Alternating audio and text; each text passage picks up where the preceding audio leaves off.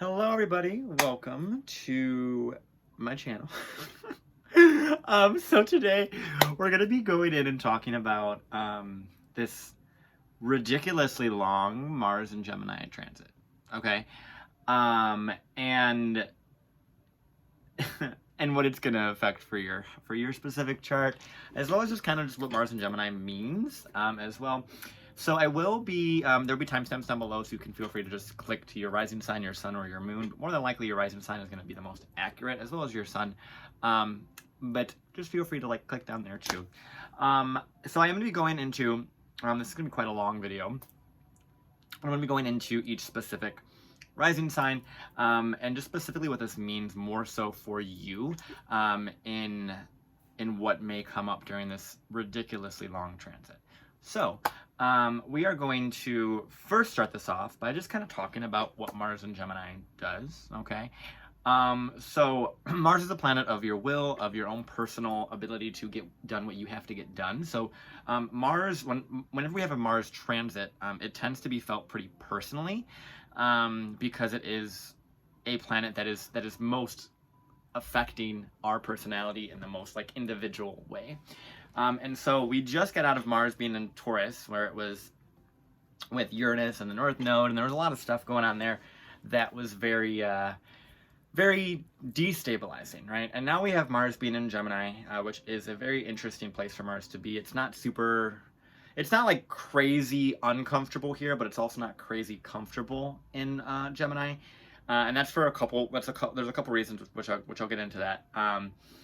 But with this Mars transit, it enters Gemini on August 20th, and it will pretty much stay there until the end of March.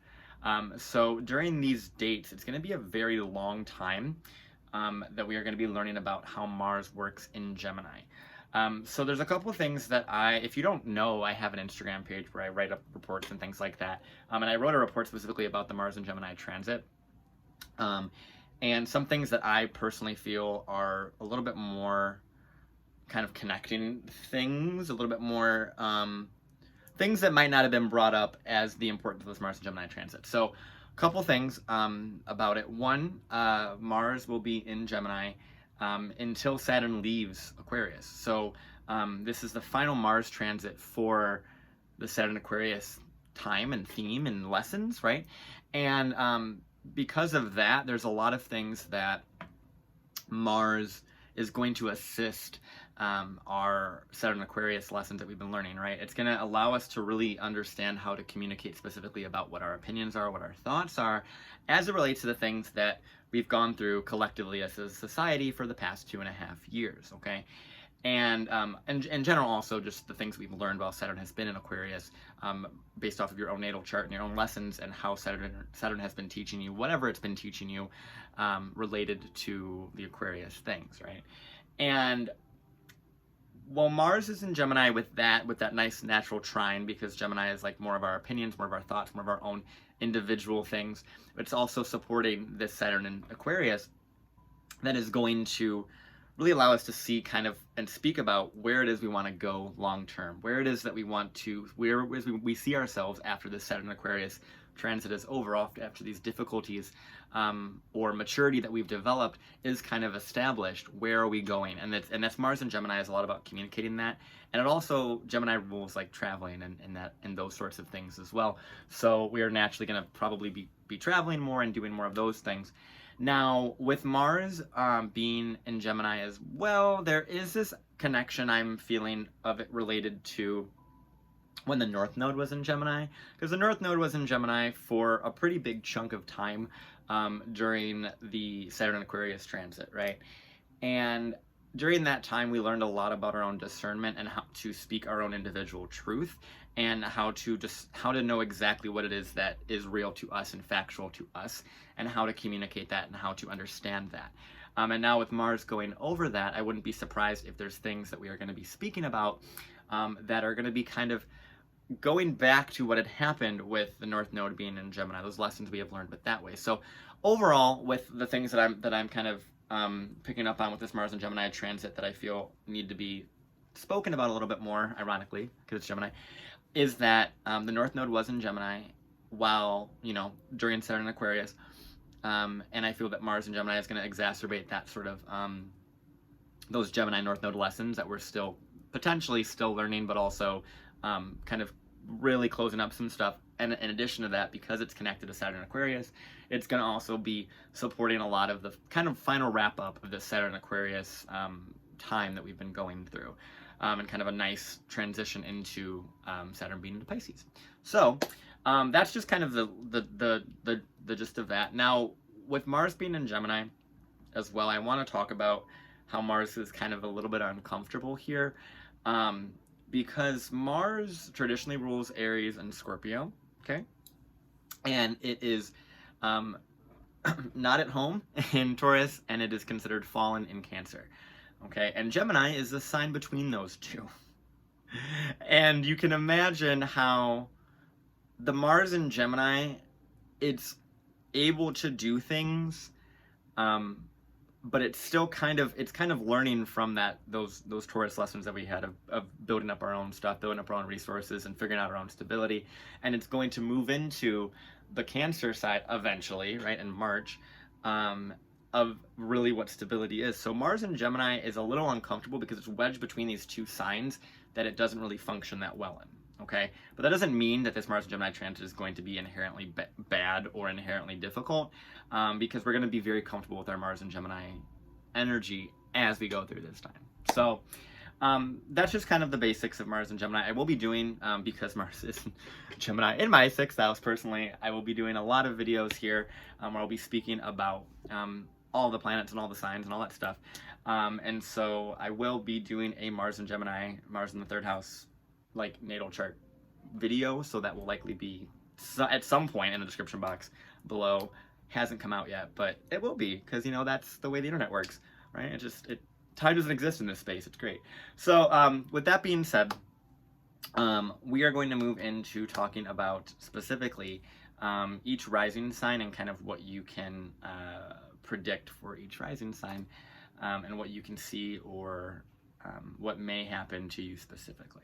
Okay, so I will see you in the next part where we start off the bat with the Aries Risings.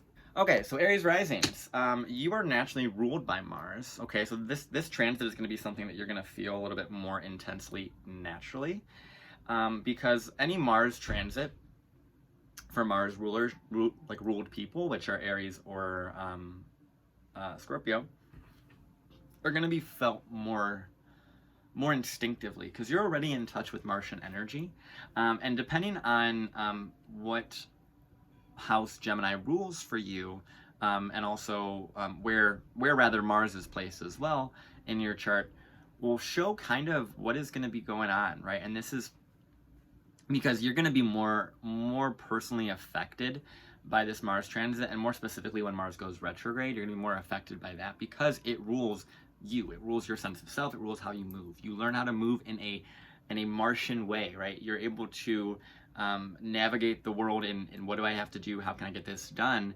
And Mars will be in Gemini for quite a long time. So unless you're a natal Mars and Gemini individual, then this is going to be something that you're going to have to learn how to use your mind and use your words to motivate you, inspire you, and get you going. So because Mars rules your 1st house and your 8th house, and it's going into your 3rd house, there are some things here, some themes that I'm kind of getting at, where I feel like there is going to be a lot of communication for what your intimate blocks are with an Aries rising, and what kind of things have stopped you. This transit is going to be interesting for you more so because it is going to kind of light up your ability to get things done, but it's going to be something that Aries risings may feel that they are not speaking up enough about what's stopping them, and this is what's going to stop them is themselves, right? But also what is stopping them from connecting deeper to their own empowerment and more intimately with others, okay? Because Mars rules your 8th naturally, so you're going to have themes of intimacy, and this is more of when Mars goes retrograde. You're going to feel this, but overall it's going to be a lot about Aries rising. They're going to be learning how to communicate more clearly on who they are, and what's stopping them from connecting deeper to other people or trusting other people. Because I think Aries risings are naturally a little bit more individually focused because of that Aries rising, and because of that, they may struggle to see the value in other people and other, you know, connections to other people. And while Mars is in the third house, we also have, you know, the South Node in your eighth, which is going to kind of pull you away from relying on other people. But there's something here where it's almost like communicating how that reliance is not working, how that reliance no longer works, or what the issues were, or the blocks were that were stopping you from connecting authentically and staying on your own ground, so you can be your own person and your own person to bring to the table whatever that intimate relationship is, partnership is. And if you're not in a partnership, this may be a time of really speaking on those things and really finding exactly who you vibe with on a mental level, to communicate specifically what you deeply want from someone.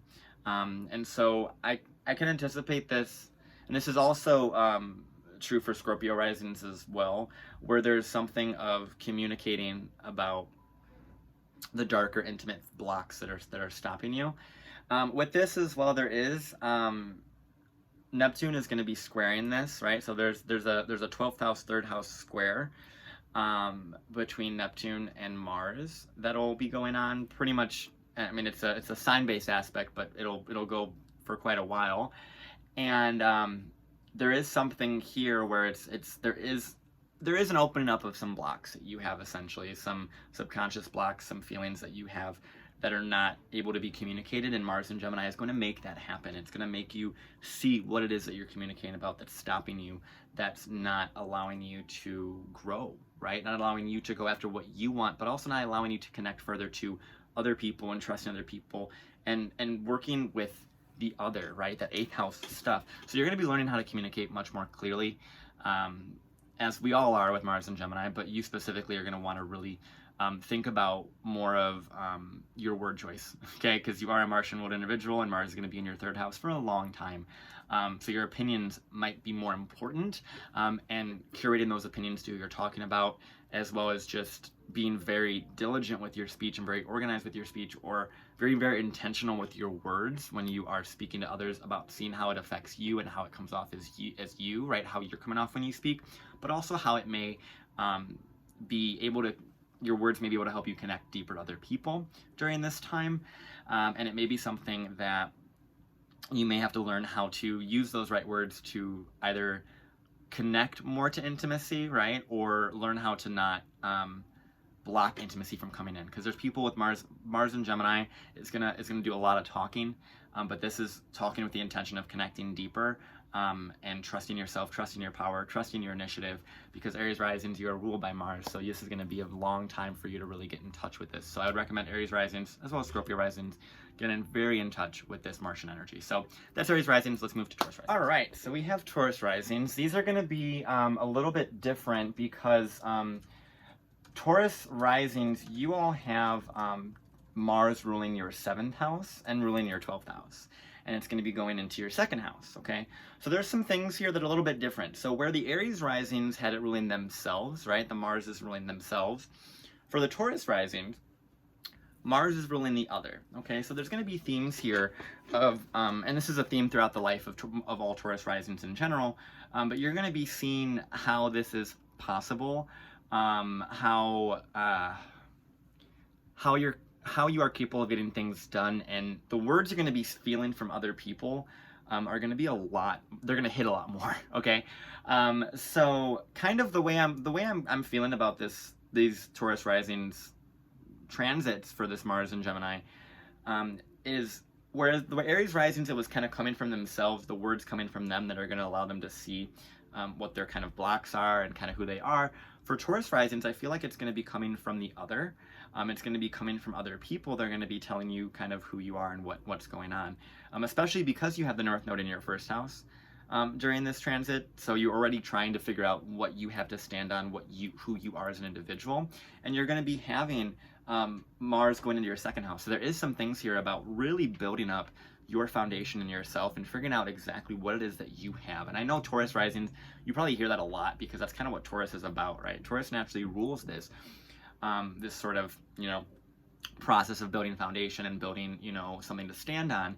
And now Mars is going to be in your second house, which is going to be wanting you to push more to figure out exactly what it is you stand on. And this is going to be in the realm of your opinions, in the realm of what it is that you value, what it is that you hold true, right? And there's going to be people, a lot of people are going to be in your ear as a Taurus rising. A crap ton of people are going to be telling you what you value, who you are, all of these things. Okay, that's what Taurus risings are going to be dealing with, a lot of this.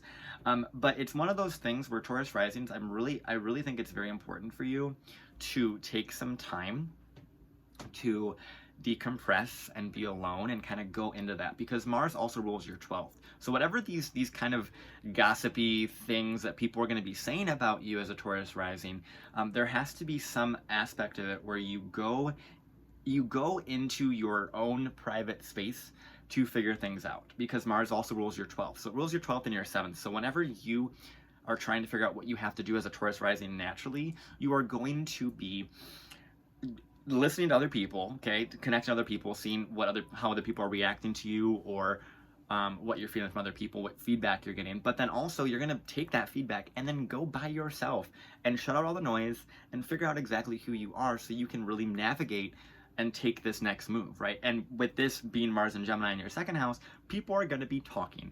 People are going to be communicating. People are going to be talking about you, talking to you, saying stuff to you to try and figure out, and it's going to be your job to figure out what it is that is truth for you during this time, because the North Node's in your first, like I said, and Neptune's in your 11th.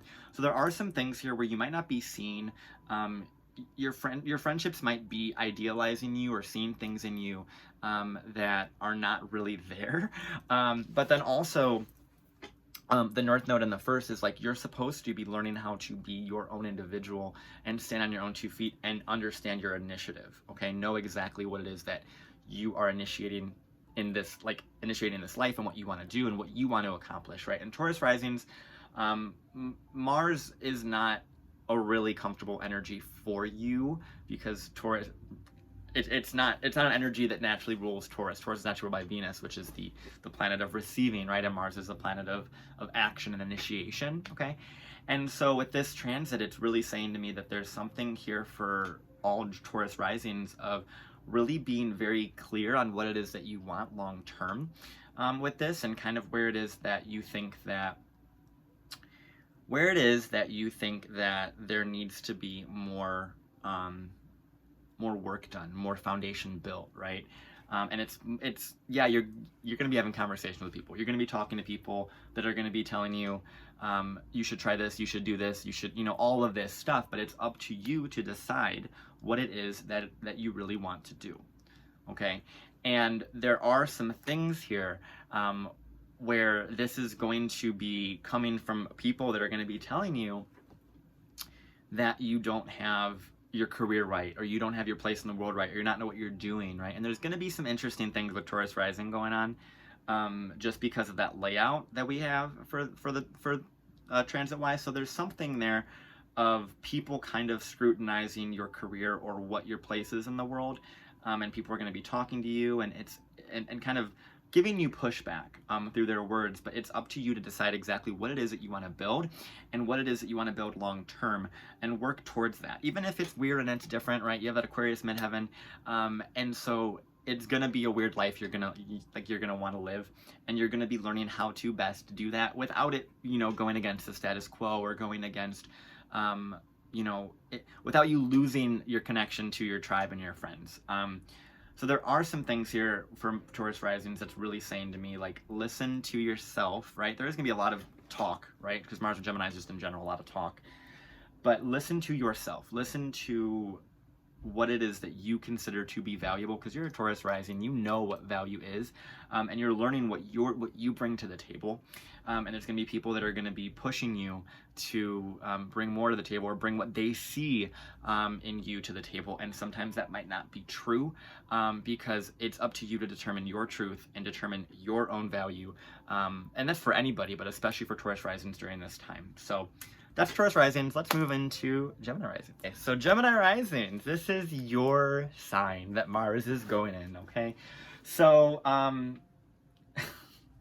you're gonna get a lot of action, okay? You're gonna feel really charged up, really inspired, a lot of moving, a lot of things for you, okay? So you're naturally ruled by the mercurial aspect, right? Inherently. But now Mars is gonna be there, and Mars is going to push you to do more, okay? So Mars, is gonna probably make you a lot more active physically. You're gonna feel a lot more energy, a lot more moving towards making a connection with your body, connecting the mind to the body, right? There's things here where, weirdly enough, meditation is probably way more important for Gemini risings during this time, because there's going to be a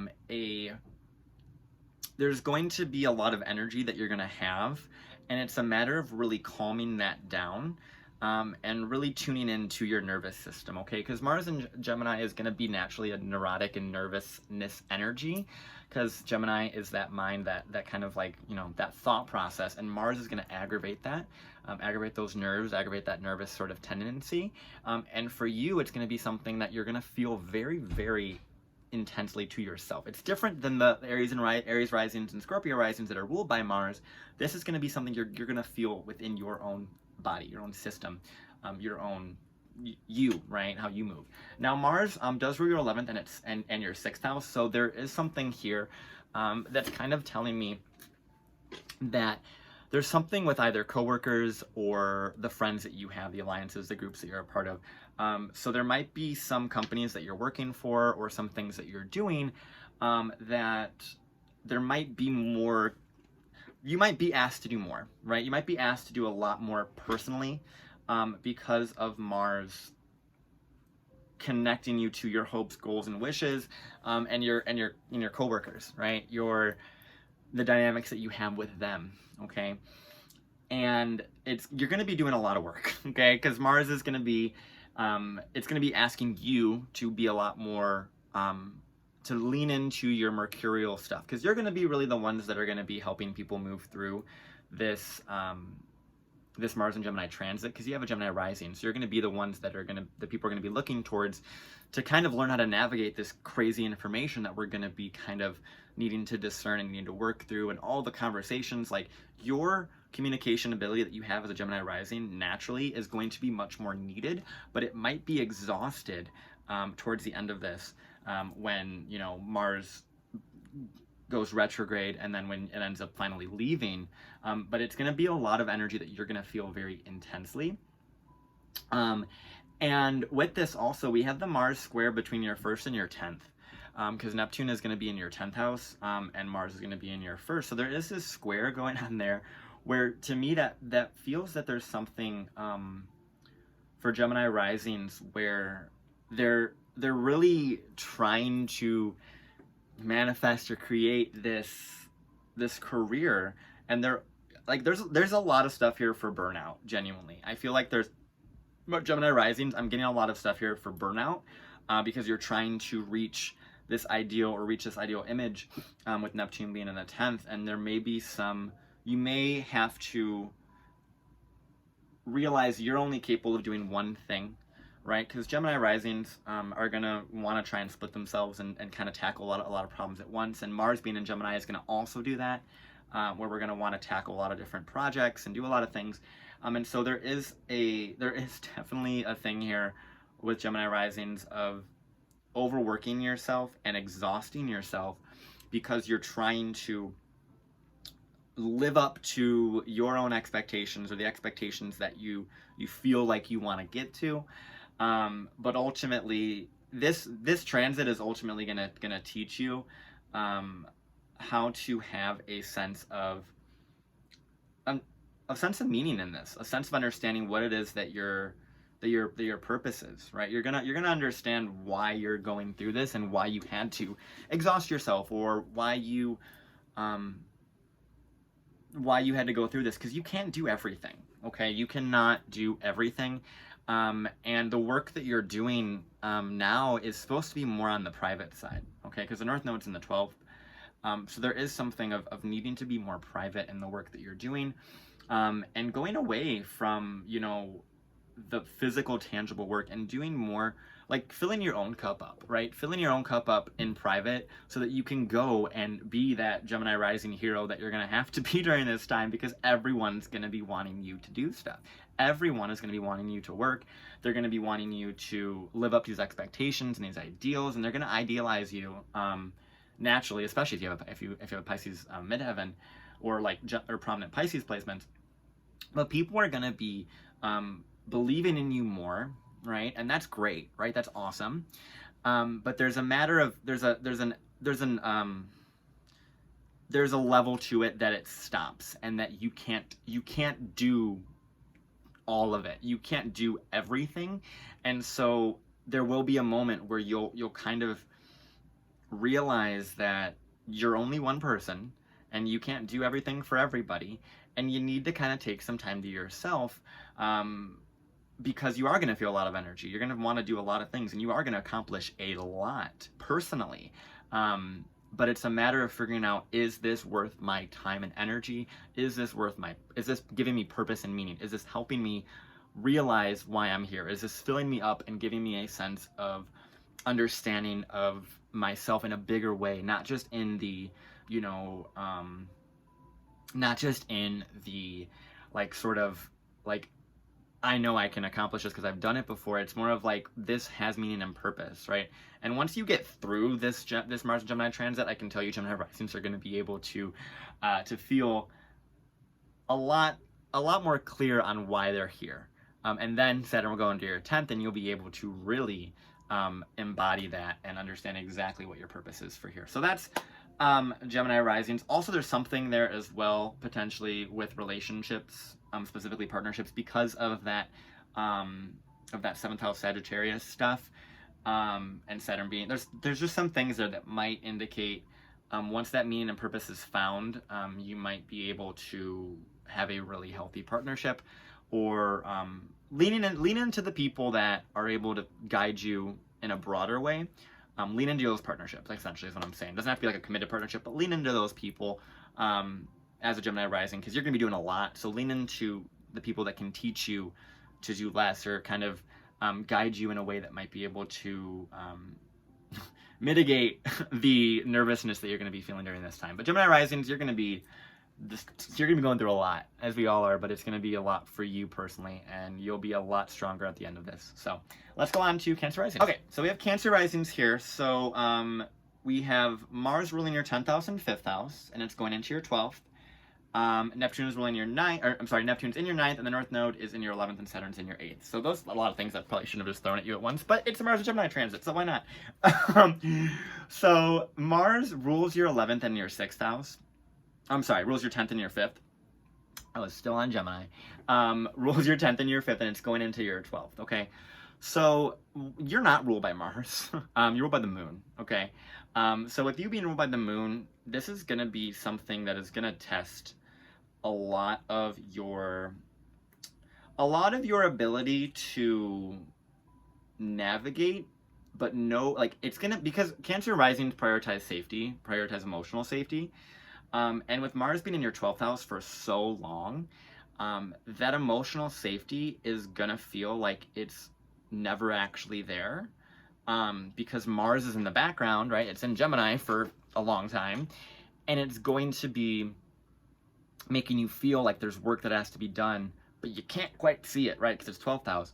And there's going to be a lot of things that are going to be coming to you through realizations, through your dreams, or if you do meditate, or if you really have random insights. And whenever Mars is in the 12th house for a long time, I really, really urge all Cancer Risings to go into either solitude or really trust the process of this. And that's something that Cancer Risings kind of struggle with, because they're ruled by the moon, and the moon waxes and wanes. It has good days, it has bad days. And so it's more difficult for Cancer Risings to go through this, because Mars is going to aggravate something that they can't quite easily see, but it is Gemini, so there might be some things that are going to be happening, communications and conversations that just kind of either don't make sense to you or really ask you to go deeper into yourself and kind of rip up or understand and be able to communicate those blockages, right? And it's something of Cancer risings have this thing here of stuff going on right now that has to do with specifically understanding how to be more intimate with people and understanding those deeper boundaries and trusting people. And there's going to be conversations, whether whatever you consider or whatever you use to communicate with your own spiritual connection, whether it is dreams or tarot or astrology or your spirit guides, whatever it is, there's going to be more conversations of that. But it's going to be teaching you how to find the right people to lean into and to trust. And those conversations are going to come to you either kind of in your dreams or kind of in things that you can't quite understand right away. But if you follow this, right, if you follow the Mars and Gemini transits, these kind of weird codes people are speaking in, or the kind of the opinions that people are saying, and it's going to be opinions more than likely that are going to be coming from spiritual teachers or leaders or whatever you consider, but also it's gonna ideally get you to understand your own power, understand your own ability to speak and communicate, but you're gonna have to keep that moon really, really solid, and you're gonna have to know what it is that you're really trying to do here. And that's going to happen through more private conversations. You might have more private conversations with actual physical people, not deceased spiritual things. It might just be a lot of behind the scenes work and behind the scenes sort of talking.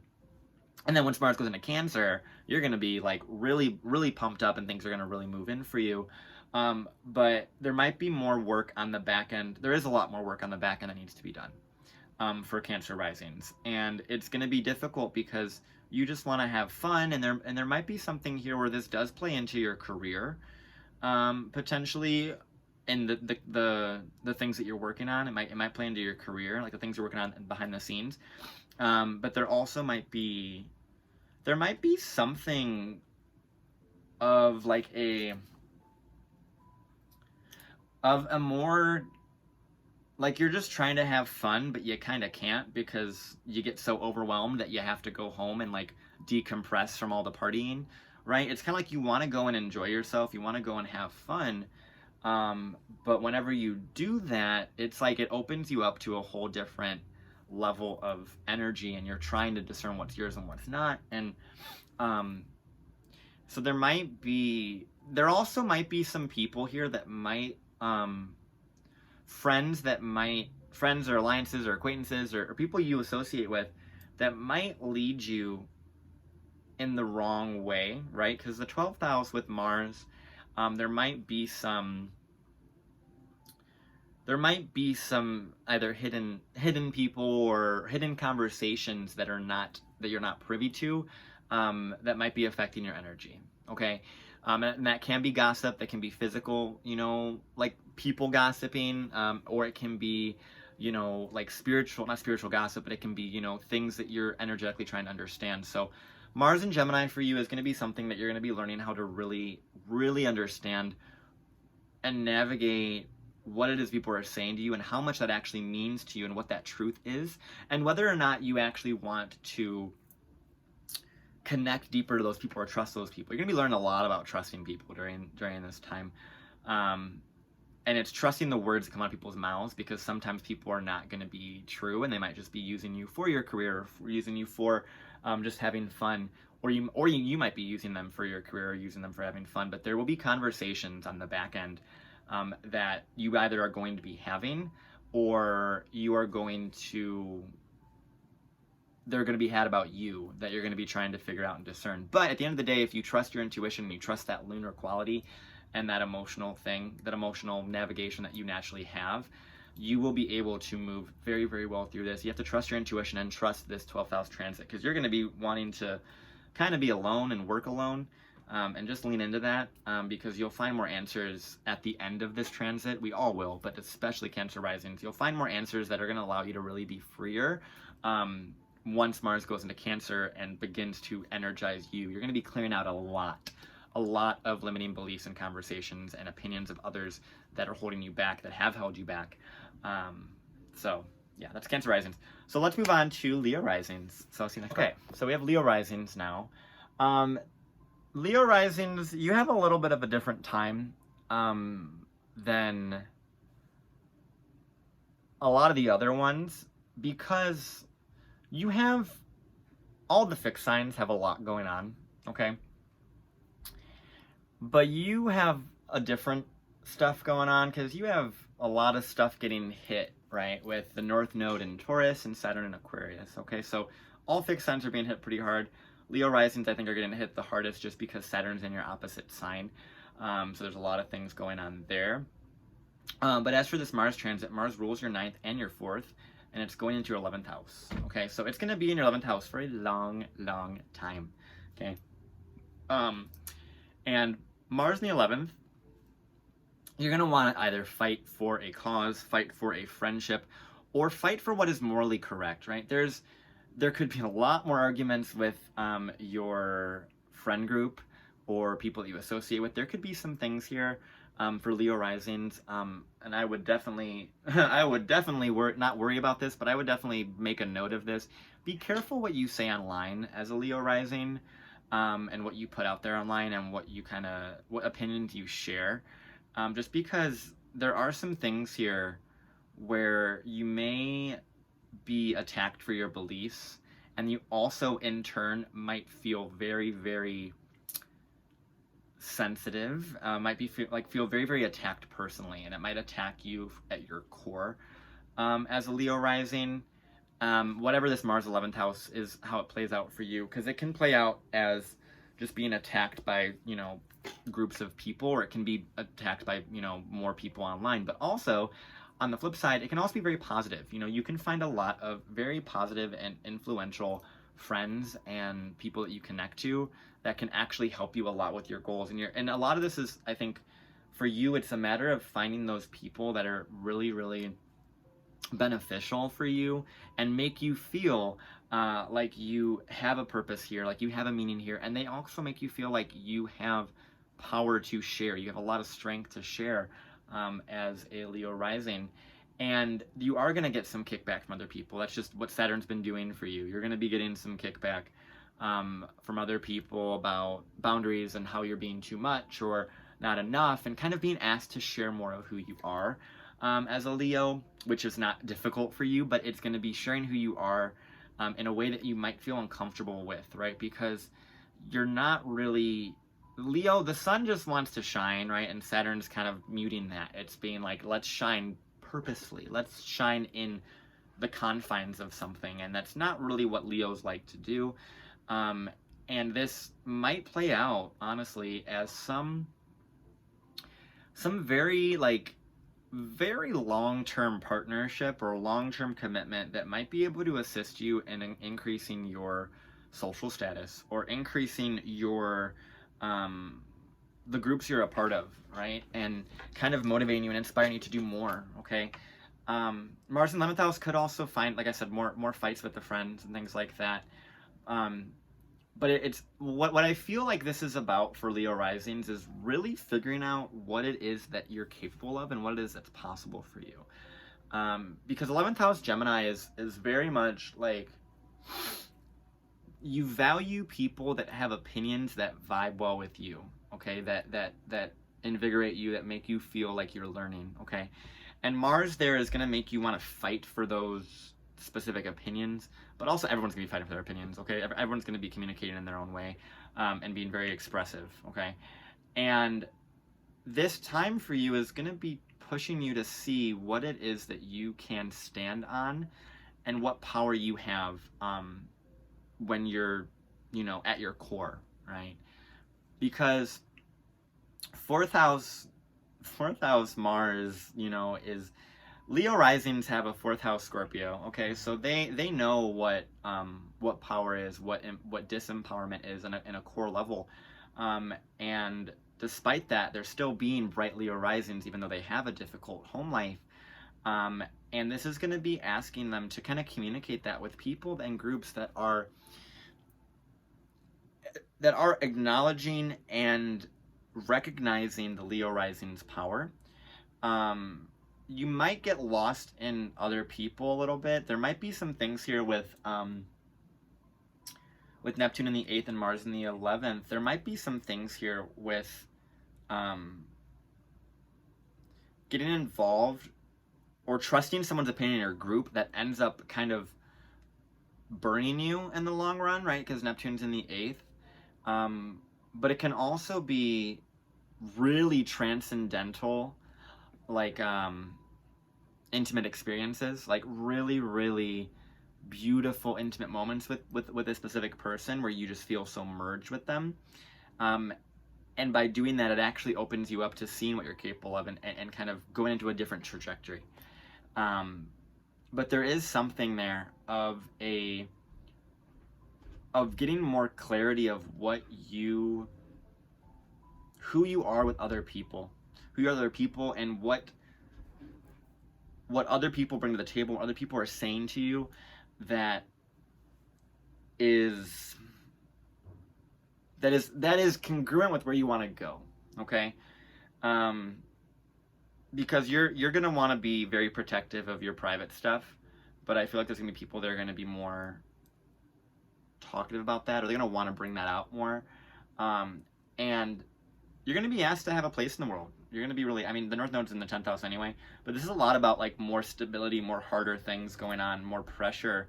But it's about aligning yourself with the right people during this time, aligning yourself with the right opinions and the right conversations with that. So that's Leo risings. I'm gonna move on to Virgo risings in the next part. Oh, Virgo risings. You have an interesting Mars retrograde to deal with. We all do. But Virgo risings have a little bit of a different layout because Virgo risings already have Mars naturally in your 8th house and your 3rd house.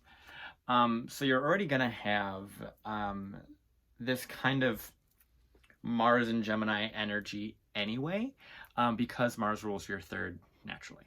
Okay, so, and Mars likes to rule the 8th. It likes to be in the 8th. Granted, it's the reverse. It's going to be Aries versus Scorpio for Virgo risings. But this is interesting because for Virgo risings, I think this actually might be a little bit better for them because they're already in touch with like the natural Mercurial energy anyway, because they are Virgo risings. And they already have Mars kind of in their 3rd house, you know, so they already are kind of used to this energy. And so much like Gemini risings, Virgo risings might get a little bit of be more asked to do more, essentially, because they're the only ones that, besides, you know, the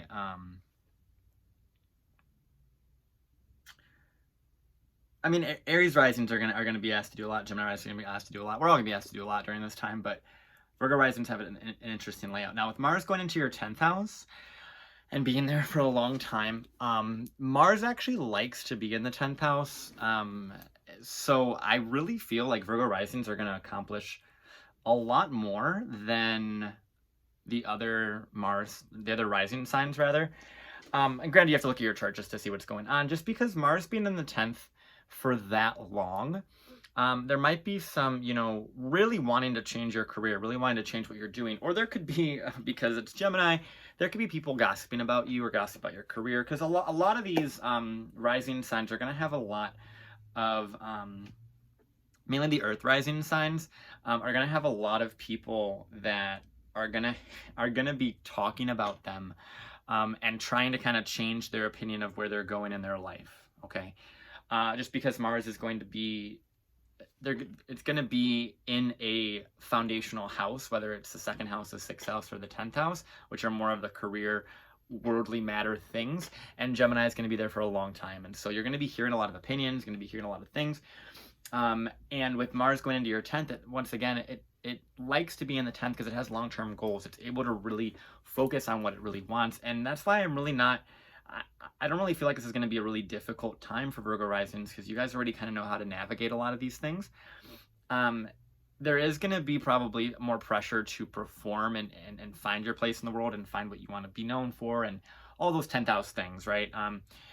But there could also be, this could be, because this is a square between the 10th house Mars and the Neptune in the 7th house, there could be some sort of partnership that confuses you and throws you off from your goals, right? That's just kind of a really easy way to look at that.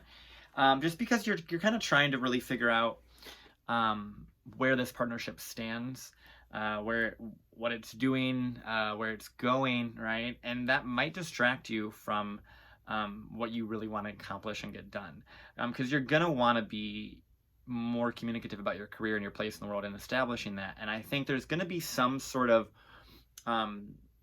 pressure between the two areas where you're going to feel like I have to get my career figured out, but then there's this relationship thing that's going to keep kind of coming up that might deter you or confuse you more or make it so you don't quite know exactly what place you have in the world because you're trying to keep that person in that spot with you, right? Because the Neptune 7th house is gonna be, I mean, you already have Pisces ruling your 7th house anyway, but your Neptune 7th house is gonna be activated by this Mars, and there's gonna be some sort of, if you see this person in your life practically, how are they gonna fit into your career? And there's gonna be a lot of pivoting for that. Like I said, the Virgo Risings, you guys have a lot of really supportive things going on with this. With the North Node being in your 9th house, there is something here similar to Gemini Rising once again, where there's something along the lines of really figuring out why you're here, and what you're doing and the purpose of things and all of those stuff. And you might be studying more, might be going back to school, and there are some things that are really pushing you to work a lot harder, right? You have a lot of activation of stuff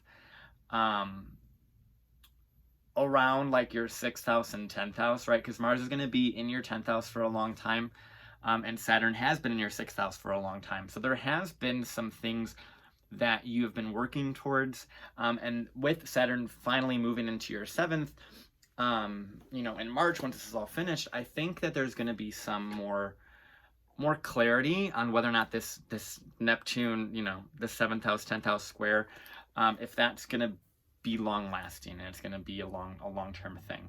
Now, there is going to be a lot more work going to be doing, which Virgo Risings aren't really diverse to that. They're kind of like tired of it because they're Virgo Risings, but at the end of the day, they know how to work, they know what they need to get done. And Saturn in the 6th is really wanting you to establish that and establish one of those. Yeah, there's also something here too with Saturn in the 6th, with the Mars in the 10th, with some sort of coworker conversations that might lead you astray, or you might.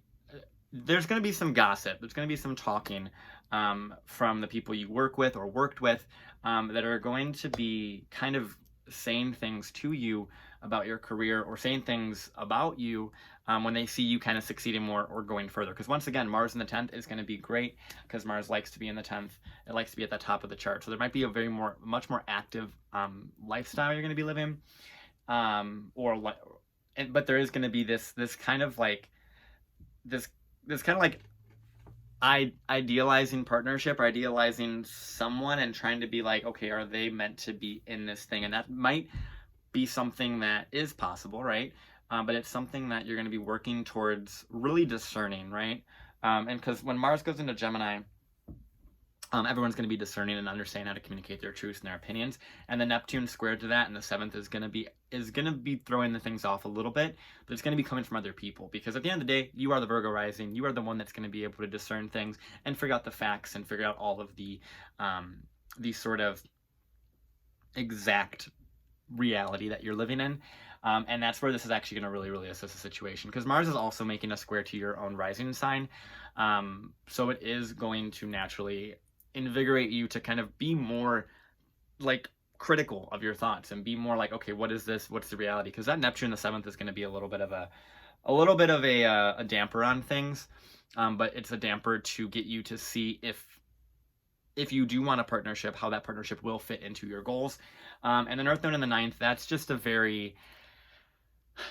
very much going and figuring out more of what you're here for. And you might finally get answers as to why you're doing what you're doing. You might be learning a lot. You might be teaching a lot. You might be going back to school. And you might be really realizing exactly what it is that you're supposed to be doing here. So that's the Virgo Risings. Let's move on to Libra Rising. Okay, so Libra Risings, you always have a fun setup in your chart anyway, because everything is on the reverse, okay? And you're naturally ruled by Venus, so similar to the Taurus Risings, this is an energy that you're going to be a little bit more uncomfortable with than most, unless you have a very prominent Mars energy, if you're like an Aries Sun, Scorpio Sun, or have a lot of Martian aspects. And with this Mars going into another air sign, it is going to support you because you are already airy, you're already communicative, you're already able to understand exactly what is important from a mental standpoint. So Mars in Gemini is definitely going to support you in that way quite a lot, because it's going to be helping get you to realize what the values you hold in relation to other people and just in life in general. Because Mars rules your 7th and your 2nd, and it's going to be going into your 9th. Okay, so Mars, with it ruling your 7th, the partnership, and the 2nd, your foundation. There's some things here of some partnership coming in, especially because Mars is going into the 9th. There's some partnership coming in here that is going to test you, is going to test your ability to know why they're here, okay, what they're doing. Because Mars ruling your 7th in general is just going to be something that you're going to have to live with, where people are going to be more motivating, more inspiring, more talkative to you, and people that, as a Libra rising, you see other people as Martian people generally. So this Mars in Gemini is gonna definitely play out more so in your personal relationships, your one-on-one conversations and things, which is crucial to Libra risings because that's what they're known for. But also with your foundation, your money, your situation of self-worth, okay? And there might be something here where you're, after the end of this, I really, really feel that Libra risings are going to be able to feel like they know what they're doing, why they're here, what they have to offer the world. That's going to be a lot of this. And that also helps just with the North Node being in Taurus in general. But with this Mars transit, it's going to be more of an intellectual understanding. It's not going to be always entirely, I mean, it can show up in the actual physical, tangible, worth, money in your bank account type of stuff. But it is going to be more of a conceptualization of what your worth is, because you're going to see it through other people. You're going to see it through your partnerships, through the money you have, through your bank account, through your resources that you have. But you're going to be able to have more conversations with people. We all are during Mars and Gemini, but you're going to be able to have conversations and figure out if those conversations have a purpose for you, and if they guide you in the right direction, which likely they will, because Mars and Gemini is going to try and support that Libra rising naturally. But those conversations are going to be a lot more pivotal for all Libra risings, because it's going to be hitting such important parts of your chart, and it's going to be coming from other people. So listen to other people during this time. You do that anyway with the Libra rising, but listen to them more and really try and pick apart the meaning and purpose of those conversations and why you're talking to those people in the first place. Because there's Libra risings and Libra heavy people will just kind of like talk to people just to talk to people, but there's a bigger purpose as to why you're talking to those people that you are. And this is the thing I keep kind of feeling with this, with Libra risings, is there's this aspect of them that go and kind of talk to other people, but don't really realize how that's a reflection of their own self-worth or lack of self-worth or increasing self-worth. And that's why it's interesting, because Mars rules the 7th and the 2nd. So these relationships in your life in general as a Libra rising are going to hint at those things, are going to kind of merge those two areas together of relationships and what is my worth, what is my value, what do I have? And that's why I really like Libra rising layout. It's really nice. And with Mars going into the 9th, these are going to be more important conversations, more enlightening conversations. There might be some teacher that might come in, or might or someone that might specifically resonate with you that you might want to learn from, about the importance of these conversations, because there's going to be partnerships that are going to be tested, and there might be some things that someone says when Mars is in Gemini, and then when it goes retrograde, you don't realize that that was the truth or not, right? Because Mars is going to be in your ninth for such a long time. You're going to be searching for that truth, and the truth is going to come through the words of other people, but also it is going to eventually affect your sense of self and your sense of self-worth, if it isn't already. And then Neptune's going to be in your sixth, which that square from the sixth to the ninth is a square that has to do with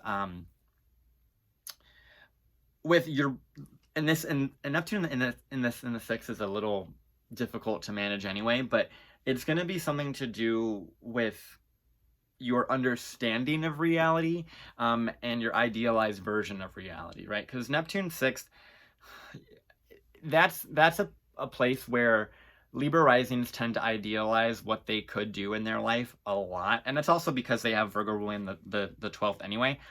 And so they idealize where their life could go, what their life could be, and this square from Mars in the ninth is going to show them what is actually truth, in the actual understandable sense, because Neptune is the more out there, the less grounded in reality stuff, and it's been in your sixth house for a long time, and it's going to be there for quite a little bit longer. But this square is going to really be teaching Libra risings what it is that they are doing and whether or not it actually has a purpose for them, because Neptune 6 is just gonna do things and idealize where their life could go, but they might not be able to actually bring that into fruition. And this is where Mars in the ninth is gonna really get you to see the clarity, see the horizon and be like, okay, this is actually what I want, and I realize I was distracting myself with work or whatever it may have been, or neurotic thought and things like that. And the North Node's going to be in the 8th with Saturn in the 5th. So there is some things with this square between the North Node and Saturn that hints that there's some intimacy thing going on, because Saturn in the 5th for Libra risings is something that it just makes it difficult to feel like you can have fun and enjoy yourself during this time. It's been a thing for I feel like Libra risings have been hit a little bit differently than most other signs during the past 2.5 years, because Saturn in the 5th is a very muted, depressing sort of placement, or sort of transit rather. But the thing that's nice about this is it's in a supportive house to the ascendant. So it is making a trine to the Libra risings, and while also making a trine to this Mars in Gemini. So there is going to be more fun that you're going to be able to have, and things are going to be lightening up for you. And you're going to really know exactly how to relate to others. That's really what the Libra risings have been going through for such a long time. And this Mars in Gemini transit is going to really, really get you to see that, because there's going to be a really supportive grand trine going on between your own rising sign, Mars in Gemini, and Saturn in the 5th. They're going to be all really supporting you taking inspired action and being able to believe in yourself more, because you've seen what other people are or are not, that reflects where you want to go in life. And there is going to be a little bit of blocks to intimacy, but you're learning to trust yourself more, and more so trust others. So trusting others is really important during this time for Libra risings, during this time for everybody in the world, but Libra risings have that North Node in the 8th where it's trying to see the value of someone else. And so Libra risings have a lot of really supportive things going on for the next quite a while. And things are going to get a little bit more clear of what it is that you're supposed to be, how you're supposed to relate to people during all this crazy time that we're living through. And you're going to find meaning and purpose in that and know exactly why you're here. So that's Libra risings. Let's move on to Scorpio risings. Scorpio risings. You are naturally ruled by Mars, okay? So much like the Aries risings, you are going to have a interesting time, more so when Mars goes retrograde, unless you're natally born during a Mars retrograde and you're more kind of comfortable with Mars retrograde energy. But regardless, you are going to feel this transit much more intensely, because you are naturally in tune with the way that Martian energy moves. And depending on your own Mars placement, which you're going to want to look at, it'll tell you kind of how this Mars in Gemini is affecting you. But as for all Scorpio risings, Mars naturally rules your 6th house of your day-to-day routine and your 1st house of your sense of self, your sense of direction, you, right? Your body, your connection to you. And it's going into your 8th, okay? So Scorpio risings have Gemini ruling their 8th house, which has a naturally kind of people gonna talk shit energy, okay? That's just the way it is. But it's also really, really good for Scorpio risings to find the truth in other people and know exactly when their words don't add up to what it is that they're actually saying, or what they're performing, or what they're presenting, right? And Scorpio risings having that, Gemini 8th is very, very perceptive of people's words choice, and the lies people may say. And so with Mars being in your 8th house for such a long time, you're going to be able to really see who to trust with your words and your opinions. And also, on the flip side, whose opinions to trust for yourself. And that's, I think, a little bit more of a difficulty for Scorpio risings, because Scorpio risings, because we are ruled by Mars, we tend to, I don't know, I'm saying we, because I'm not a Scorpio rising, but Scorpio risings tend to have this way of looking to other people, because Scorpio, once again, it rules, other people's stuff, their foundation, their money, their resources, their values, right? So Scorpio risings naturally are going to look into other people and be very perceptive and very deep in their ability to see through people's shit, for lack of a better word. And they tend to do that so that they know where people are at, so they always have kind of the upper hand, okay? Or that they always know what the other person's thinking, or what their words are, whatever it may, whatever it may be. But it tends to be for a purpose of keeping them keeping it close to their chest and keeping themselves protected, okay? And so Mars being in your 8th for such a long time, there's gonna be, and this is more so when it goes retrograde, but there's gonna be more intimate conversations and needing to speak more about the darker things that you've gone through with the people that you trust. And you're gonna learn how to let people into those opinions, right? You can get people's secrets all day as a Scorpio rising, and Mars being in your 8th. You're just gonna get that all day, okay? But it's a matter of seeing who you can trust with your opinions and with your thoughts and your kind of darker side. And that's something that Scorpio risings tend to struggle with, because they don't want to share anything, and specifically with Scorpio risings with Gemini ruling that 8th, their words and their opinions that can be used against them. They don't want to speak poorly or misspeak or have their words twisted. And Mars in the 8th for this long, you're gonna see how people can do that, both for their own benefit and the benefit of others. Okay, manipulation has a negative connotation, and I think all Scorpio risings understand this. But at the end of the day, manipulation doesn't have to be bad if your intention is well, if your intention is right. If you're manipulating people to lead them to water, right? Or to, like as an analogy, leading them to water, leading them to things that are gonna benefit them. And so, but it's at the end of the day, manipulation is something that we need to understand that Gemini, the reason that Gemini and Scorpio get a lot of bad rap is because they are both, for lack of a better word, for simplistic sakes, in the whole like stereotypes of astrology, they're both considered and talked about as if they are considered a manipulative sign, right, in air quotes. And that's because of Gemini's rulership with Mercury and that mind and the communication, because you can say something and mean something else, or say something and have secrets and communicate those things. And then Scorpio has that manipulative aspect of being able to see what other people are doing and make sure that you keep yourself safe and protected and all of those things. But during this time, I think Scorpio risings are going to be the ones that are going to realize that there's value in being able to see the depth of someone else and not use it against them, okay? And Scorpio risings and this Gemini energy, because they are both considered manipulative, but they're doing it for a sense of protection, or a sense of, honestly, they just do it for a sense of protection to themselves. That's what manipulation in the negative context is used for.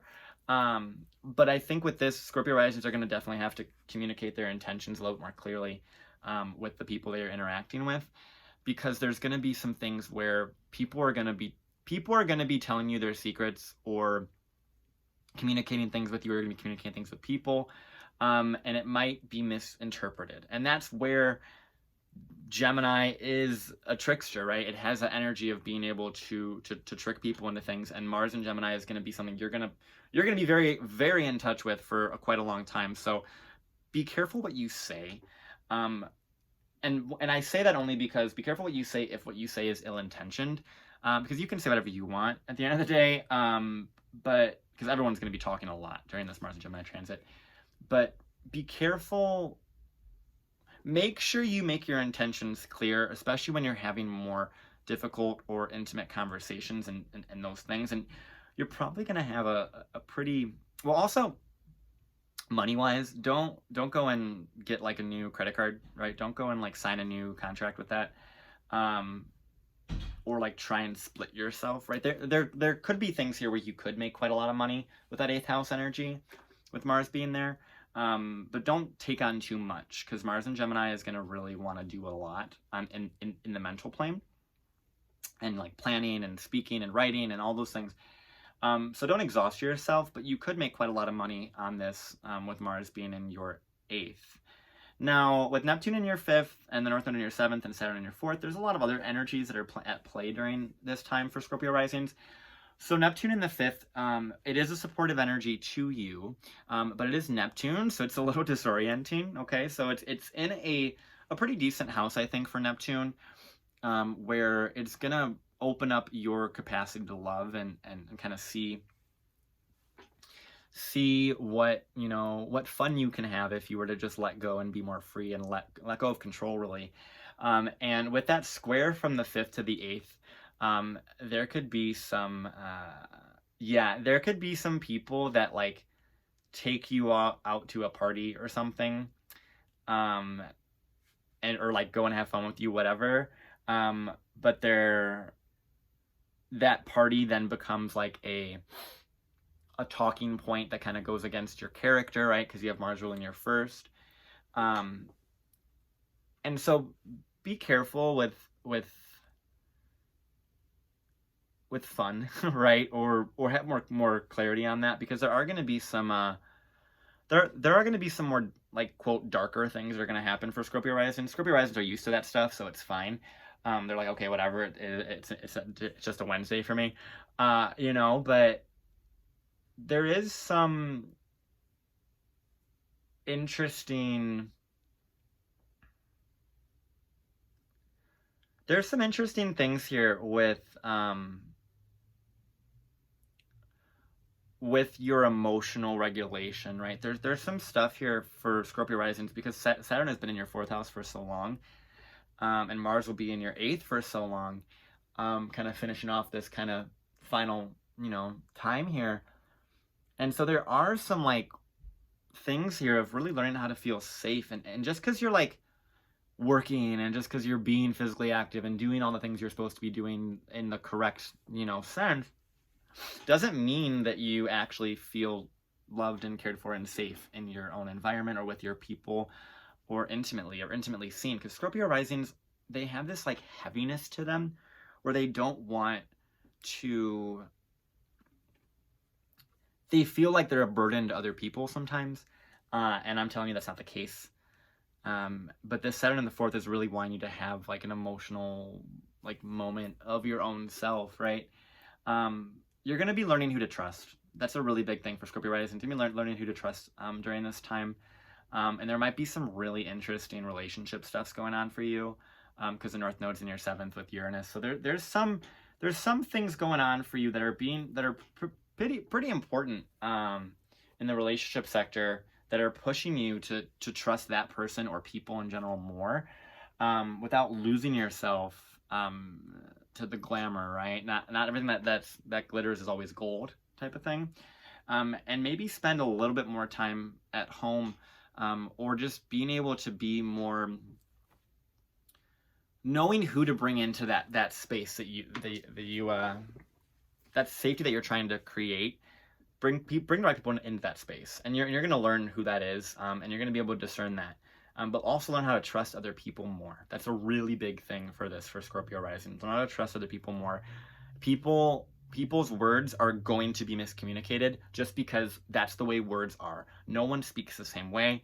Even with astrology, for example, people translate astrology placements and things 100 different ways, and it's a matter of knowing language is complex, and all Mars and Gemini is going to do is make that even more apparent.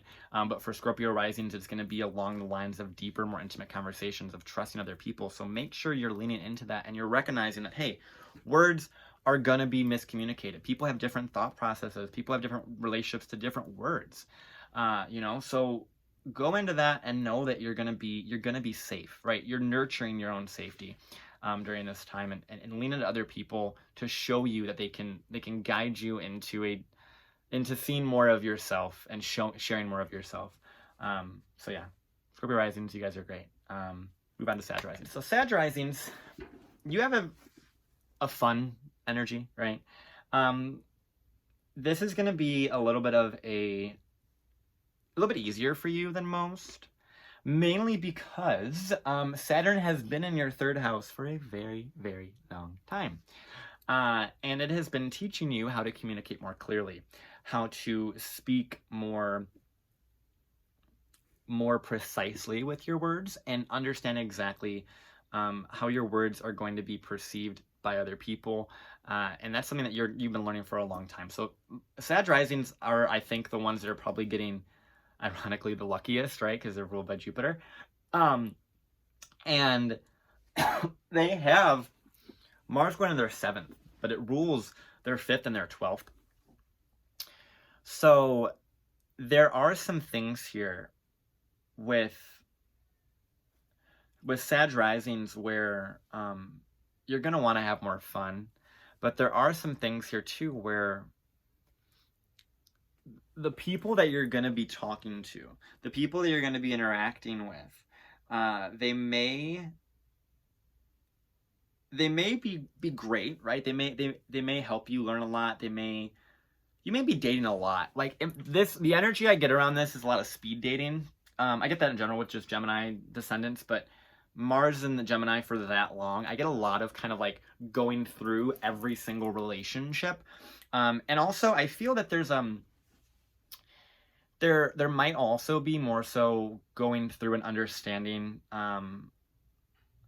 what communicative role you were playing in all of the partnerships, relationships that you were a part of previously, because Mars also rules your 5th, so there is probably some casual relationships, more of a hoe phase that you may have had, where you might have those conversations might be coming up more so. They might be more prevalent, or you might see the repeating patterns of how the same relationship like factor keeps coming up while Mars is in your 7th house for so long. And you might see that there's more to relationships than words, right? There's way more to it than just that. And there's way more to it than just fun, right? Because you have Mars ruling your 12th too. So there is some energy that you're picking up from all these people that you're interacting with or have interacted with. And you're realizing how those words are very impactful or important to you, and to your energy when you're alone. Okay. And Mars is going to be pushing you to want to do more with other people, which is great, right? It's going to be more communication. It's going to be lots of flirting, there could be a specific person that you're trying to learn how to communicate with better, and that's going to be probably the most prominent one. And I feel like that'll happen when Mars goes retrograde. I feel like that'll be something that a prominent relationship that you've been trying to communicate more clearly about may come up during this time. And you're gonna have a lot of fun, but because Mars rules your 5th and 12th, when it goes retrograde, that fun might be a halt, right? The energy, I don't know why I want to say this, but okay, this is a very interesting delineation I'm getting, but the energy I get from this is for the Sag Risings that were a little promiscuous, okay? Not that that's a bad thing at all, but I have a feeling there may be, for example, one partner, whether it's, you know, one of the many partners you may have had if you are a Sagittarius rising, if this does apply to you, they may come back during Mars retrograde in Gemini and like say that they're like, oh hey, I got an STD, right? And then because of that, you will then have to communicate through your Rolodex of people that you may have had sexual intercourse with or whatever, or exchanged, you know, whatever with. And that might be something that might happen. Okay. I'm getting this thing of some relationship coming back that needs to be finished or resolved, but it can actually play into like you really needing to communicate with all the partnerships you've had previously, or just understand about all the partnerships you've had previously. But I do get this feeling that there might be something of a specific relationship that comes back and it's like, hey, you might want to get yourself checked, right? Or you might get something, right? And then you're like, oh crap, I feel like I have to responsibly communicate this to everybody. I have to communicate this to all the people that I've, hooked up with or whatever it may be. And that might be something that might be very difficult and very exhausting for you. So I would be interested to see if that actually plays out for a couple people that are Sag Risings, just because the communication aspect is going to be really, really big, but there's going to be a need to go back and communicate with those relationships that you may have been with for just fun and all of those things. So that's a really interesting, like, specific delineation I just got. But also, too, you have the Neptune in the 4th and North Node in the 6th. And so with those energies, those are, and yeah, North Node in the 6th, this is kind of the vibe of what I'm getting of like, because North Node's in the 6th and the whole like STD thing that I just kind of talked about, I feel like there is something along those lines for Sag Rising. And it doesn't have to be an STD. It doesn't have to be that. It's just that's like the simplest way for me to explain it. But it's kind of like you went out, you had fun, you did stuff, and you were impulsive, right? With people specifically. And then it's like, okay, I need to go back and recommunicate those things to those people and communicate those boundaries. And it could even be as simple as just communicating who you want in your life or who you don't want in your life. Because there's that Saturn in the 3rd trining that Mars in the 7th, which is actually really helpful to that. But don't overextend yourself with people. Don't speak too much. Don't share too much. Only share what's necessary. And with Saturn being in your 3rd house, you're gonna do that anyway. You've been learning how to do that. You've been learning how to be more quiet, more receptive of your words, more selective of your words. But there might be more things going on in the back end that you might be working through. And I do feel like it's going to be kind of revisiting the relationship dynamics and what role you were playing. And with the North Node in the 6th and Neptune in the 4th, there is something here of a, and with that Mars in the 7th square, Neptune in the 4th too, there is that is really pointing at this kind of like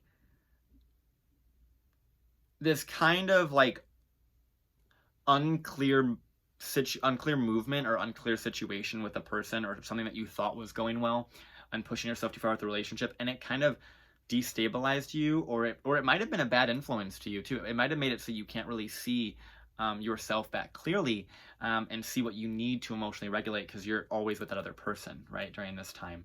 And the North Node in the 6th is really just a lot about really developing a sense of health and routine and really knowing exactly what role you fit. So there is stuff here for Sag Risings that is really about figuring out what your relationships are to you, what they were to you, and what role you want to play moving forward as you're able to communicate more clearly, because you have kind of been a little bit lost with Neptune in your 4th for a while. I mean, you naturally have Neptune ruling your 4th, but you have been a little bit lost, and I think that veil is going to be a little bit more easier to see through once Mars it leaves Gemini, and you'll be able to communicate clearly who it is that you want to be with and who it is that how you fit with other people. That's what it really feels like. But there is going to be some quiet time, right? Some self-reflective time for Sag Risings because Mars rules your 12th. So you're going to need to really be self-reflective during this time and take those words people are saying to you and kind of really try and put it together to understand exactly what you bring to the table, what you want to do, right? Because you can just do a lot, but you have to be very clear on your words with people and clear on your boundaries with words and communication in that way. So, but yeah, Sag Risings for the most part, I feel like you guys have it pretty well. I think you guys have a pretty nice nice thing there. So that's Sag Risings. Let's move to Capricorn Risings. All right, so we have Capricorn Risings. You all have a interesting layout as well. Okay, so Capricorn Risings, you have Mars ruling your 4th and your 11th house, and it's going into your 6th. Okay, so Mars ruling your 4th as a Capricorn Rising is going to be a very active inner life, right? Private life. And with Mars going into your 6th house, I feel like there may be working out from home or working from home, but more so working out from home or building a routine around home and family, right? With Mars being in your in your 4th, or sorry, in your 6th, ruling your 4th. And there might also be interesting relationships with coworkers too, with Mars being in your 6th for so long. And ruling your 11th as well. And so there might be kind of like the thing I'm getting here is kind of like outworking the friendships that burned you, or outworking or like really building that foundational 4th house stuff, like really building that through the routine that you build during this time. Your body can be very active. Your routine can be just a lot. Getting a planner can be very important for any 6th house transit or 6th house heavy person. And time management can be very important. So this Mars in Gemini transit is going to teach you, as much as a lot, it's going to teach a lot of us, but it's going to teach you how to figure out how to move in a mental way, like kind of plan your day and figure out how you want to attack your day, right? And communicate about things.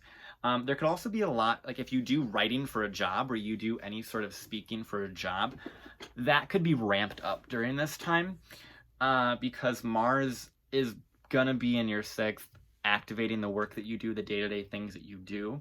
And there could also be a lot of driving, lots of like short distance driving, because Gemini rules that kind of aspect of stuff. And with Neptune in your 3rd, it's interesting because in relation to Sag Risings, they have Saturn in the 3rd, but Capricorn Risings have Neptune in the 3rd. So there's a thing here for Capricorn Risings that until Saturn goes into Pisces, it's going to be a little more difficult for Capricorn Risings to communicate what they're feeling. And that's why I think this Mars and Gemini transit is really important for Capricorn Risings, because they already kind of struggle with communication anyway, because of that Neptunian influence on their 3rd house. And so with Mars being in Gemini, the mercurial, the most mercurial sign, for such a long time, making a square to that Neptune, it's going to make it so that these Capricorn Risings can really communicate what it is that they're feeling, because all Capricorn Risings are kind of vibing, right? They can't quite communicate that well just because of that Pisces Neptune in the 3rd. And Mars is going to really push them in their day-to-day life to be able to communicate well, right? We're all going to be like pushed to communicate well during this time, but Mars in the 6th is going to be, okay, you need to get your get your schedule on track. You need to get, your routine on track. You need to make sure you're building these things and following this regiment, so that you can be the best person and you can build that, right? Because Mars in the 4th and Mars in the 11th, you're going to be kind of working really hard to build that foundation. And if and depending on where Mars is in your chart, like Mars is in your actual natal chart, your 4th house being ruled by Mars, you're gonna need to keep fighting for that stability, for that root, for that foundation. And now with Saturn also being in your 2nd, that's another thing of like really being able to build a long-term financial or physical resource, right? And Mars in the 6th, trining that, honestly, I feel like the work that you're going to be doing, because you're going to be busy, you're going to be a busy bee, Capricorn Rising, it's gonna help you really believe that you're worthy of what it is that you're working towards, what it is that you're wanting, right? Mars in the 6th is gonna be supporting that foundation you're really trying to build, right? With Saturn being in your 2nd, the pandemic probably hit you a little bit harder financially than others, but as we move out of Saturn going into 2nd, and it goes into your 3rd in Pisces at the end of this transit, you'll feel like you can finally communicate who you are, what you stand on, what your foundation is. Um, and with the North Node in your 5th too, there's this like really really big focus here of being able to just have fun and enjoy this time, because there's so much for Capricorn risings and all the Earth risings. They're all getting kind of like really big boosts in elements that they're actually in natural areas of the chart that Earth naturally rules. So Capricorn risings, Virgo risings, and Taurus risings are all getting really big, heavy activations of their 2nd house, 6th house, 10th house. Right? There's a lot of stuff that is helping them figure out where they want to be in the world, which is so important to Earth risings. But Capricorn rising, I feel like it's the most important. And the North Node in the 5th is really saying, hey, have fun, let loose. You don't have to keep working so much. And so the 6th house, Mars, is going to make that work. The 2nd house, Saturn, you're going to be working, you're going to be building something. But the 5th house North Node is like, okay, go and have fun. And you might forget to have fun as a Capricorn rising in general. But this time is a lot of work for all the Earth risings, and I think all of them have some pretty prominent time ahead of them. But it's going to be something for Capricorn rising specifically, where there's so much going on in the work related building stuff for Capricorn that I think they forget to have fun. And that's also Mars and Gemini is about. Mars and Gemini is a lot of fun. So if you can find ways as a Capricorn rising to have fun during these next 6 or 7 months while Mars is in Gemini, you will be able to really thrive, right? Lean into that 5th house North Node that is going on right now, because you are going to be asked to lean into that joy that you have, right? It doesn't have to be so boring and bland and all those things that Capricorn risings typically are. Like, you're able to have fun, enjoy, and create and connect to that child. And it feels like a lot of this is like creating the safe space, or creating the resources, the foundation, the security, so that you can have that fun and express that child and give your inner child what you never were able to give it before. And it's kind of like you're building those resources so you can do that, especially when Saturn goes into Pisces. You'll be able to communicate a lot better. And you'll be learning more on the communication style and those things. And Mars is going to be supporting that, which is really, really beautiful during this time. So Capricorn risings, you guys have a interesting time, especially because Saturn is your chart ruler. And so there is some more slower building. But at the end of the day, you are going to be having a lot of work to do. We all do. But it's going to be something that is going to help you reach goals that you didn't even know that you were capable of reaching. So Capricorn risings, to you guys. Move on to the other Saturn ruled sign, which is Aquarius risings. So Aquarius risings, you have Mars ruling your 3rd house and your 10th. You're naturally ruled by Saturn, traditionally ruled by Uranus in modern astrology.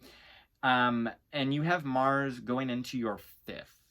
Okay, so Aquarius risings are always a little eccentric and different anyway, because they have that dual rulership, and so they're gonna have this kind of like splitness about them anyway, and that actually is supported by Gemini, not just because Aquarius rising is another air sign, but just because it has that dualistic nature of that dual rulership with Aquarius risings and Gemini. And with Mars being in your 5th house, it's gonna support you in communicating about what you actually enjoy, right? You're gonna be having, and this is probably the biggest flirty one. This is really big. It's different than the Sag risings that had it in their 7th. This is like a lot of flirting energy. Like, people are gonna want to have fun with you. People are gonna want to talk to you more. You're gonna want to talk to people more, because Aquarius risings have had Saturn in your 1st house for such a long time that you might have started off feeling like an ugly duckling, right? And then now you're like, oh, I'm like actually really attractive, right? Or I really have that confidence that I didn't realize I had before once Saturn, you know, leaves Aquarius. And you're building that confidence. And now that Mars is in Gemini in your fifth, you're like, oh, okay, this is actually fun. Like, I can have fun now that I've established myself and my relationship to me and what I know I can accomplish. And so Mars is going to be like, okay, let's talk about it. Let's have some fun. Let's really enjoy this. If you're doing anything creative, like anything, in the sense of like art, music, dance, anything that involves that, Mars is going to want you to do more of that, right? Create more. You might be, specifically Mars and Gemini in the fifth might do, I always get this with Mars and Gemini in the fifth, but it's like a, what's that called? Like the spoken word, or like spoken poetry and that sort of stuff, or like slam poetry. That's very much Mars and Gemini in the fifth, of being able to like speak on some very fun things, or speak on some argumentative things, or argue with your words, but in a creative, fun, lighthearted way. And so there's that part of it. And Mars rules your third naturally too. So with this, you are going to have you're going to have a lot better time during this, because Mars naturally rules that third house, which Gemini kind of already knows how to navigate. Okay, so you're gonna understand this a little bit easier than the other signs. The other one that is able to get through this pretty well is the Virgo Risings in that same way. So Virgos and Aquarius Risings are going to be able to support, get through this a little bit easier, because of that natural third house rulership of Mars. Now, with Mars ruling your third and your 10th, and going into your fifth, there's some stuff here of some conversations, okay, about your place in the world, right? About your place in the world. And I have a feeling, because it is a supportive aspect between the fifth house Mars and the first house Saturn, it's going to be good conversations, it's going to be supportive things. And Mars naturally rules your 10th anyway, so it's going to be able to, you already know how to navigate this, and I think you guys are able to navigate career and kind of gossip about your career and your place in the world pretty easily. But this is going to be something that might come from, it honestly might come from people like, and this is similar to, what was the other one? Scorpio Risings, actually, where it has this energy of people kind of taking you out, in the sense of, and I say taking you out in the sense like going out with you, like going out in a party with you, like taking you out to a bar or a club or whatever. And by doing that, they actually get more like tea or gossip or whatever about you, about your place in the world or whatever it may be. Because Aquarius Risings, y'all have secrets. Y'all have secrets, because Scorpio rules, Scorpio rules your 10th, and people want to have that. Virgo Risings have secrets too. And I think that Virgo Risings have more secrets than Aquarius Risings. But with Mars being in Gemini for such a long time and in the fifth house, you might be able to have some more fun with this and enjoy these things. I would be very, very cautious of driving recklessly for Mars in the fifth, or having like, and I say driving recklessly, not in, and this is Mars and Gemini in general, like driving recklessly is a thing, but Mars and Gemini in the fifth can come across as like you're just having fun while driving, you're just enjoying yourself, and by doing that, it might actually harm you. Okay, it might actually really, really be very, very dangerous with Mars in that fifth house for so long in Gemini. If you do anything like with gambling too, I would be very, I'd be very interested into this, because if you do gambling, I don't know why I'm going down this road with you, but if you do gambling as an Aquarius rising, you might actually be learning about gambling while you're doing this. But also it's speculation, so you could also have a large risk of losing quite a lot. And with Neptune being in your second house and the square to the fifth, there could be some stuff here of believing in your mind and not being really logical about what you're doing to your resources or your body or what you eat, right? There's some stuff here too where you might be partying a bit too much too. And because Mars is going to be in the 5th for so long, you're going to want to party and want to have fun, and that's very, very natural. But it is a square to the 2nd house Neptune, so there might be some things where you might be spending a little bit recklessly, and this can come across as gambling. But at the end of the day, it's going to assist you in knowing where to place your energy, because you've been learning about that for a long time with Saturn being in your 1st house. You've been learning that for a very, very long time, what it is, where you want to put yourself, what you want to accomplish. And so there might be some destabilization here of you having too much fun or pushing yourself a little bit too hard, and that might deflate your amount of money or your resources you might have, and it might kind of go away, right? And in turn might make it something you're going to have to learn and pick up and be like, okay, now I have to learn how to like invest my money, or I have to learn how to be better with this, right? You're going to be learning about discernment a lot more because Mars naturally rules your 3rd house anyway, so you've been learning that all the time. But there might be something here where there's a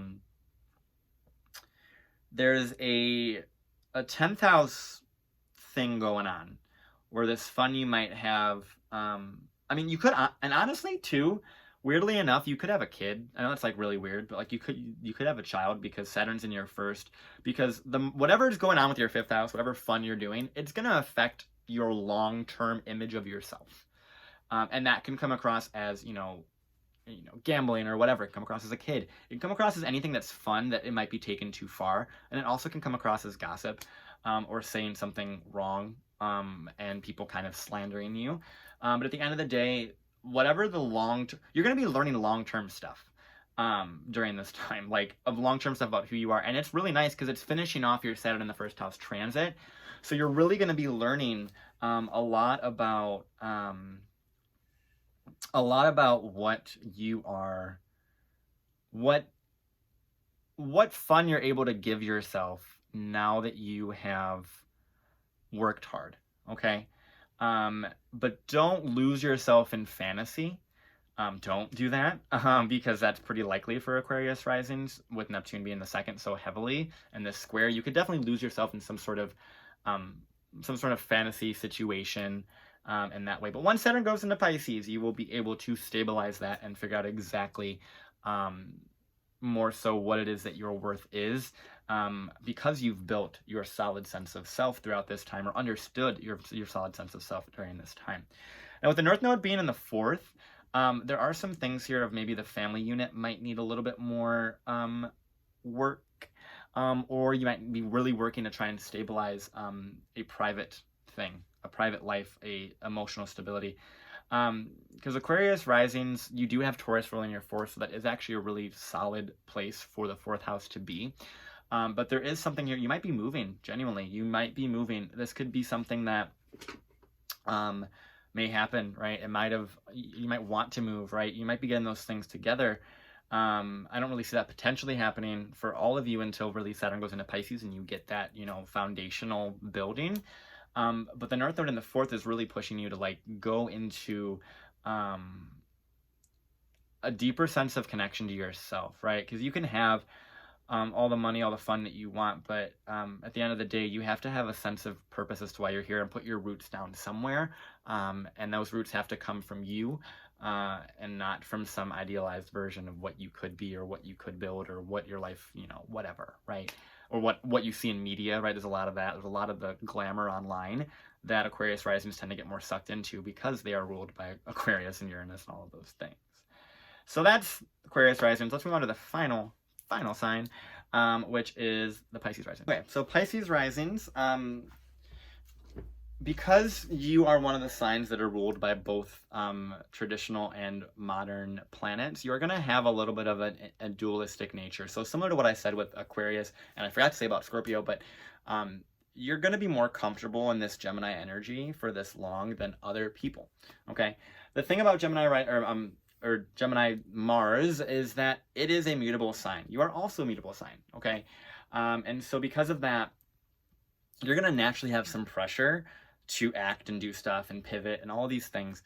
And you're going to be able to really understand exactly how you are getting through this and how to get through this in the best way, because you are naturally going to be immutable energy. You're going to be adaptive, and Mars in Gemini is a naturally adaptive energy. So you're going to be learning how to adapt, learning how to move in a different way. We all are, but the mutable risings are going to be the ones that are going to be probably the most impacted by this pressure to kind of do more, right? And so Pisces risings, you have Mars ruling your 2nd, as well as your 9th, and it's going into your 4th, okay?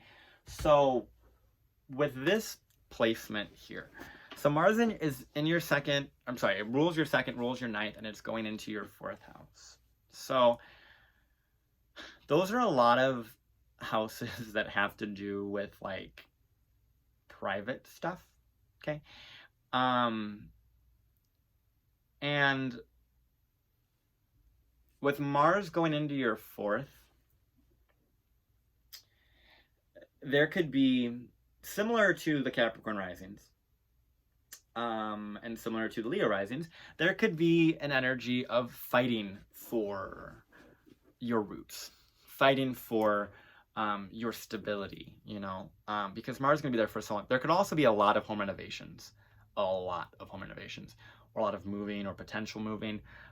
There could be some interesting things with neighbors or your neighborhood too, where those conversations between your neighbors about your home or about your private life, or you might be, honestly, you're going to be bringing more people into your private stuff, or having more conversations about bringing more people into that private stuff. Because Pisces risings are not really, they're very loving, right? They're not really people that are going to be super entirely selective of what they do, because they're ruled by Neptune and Jupiter, so they're kind of just kind of vibing, right?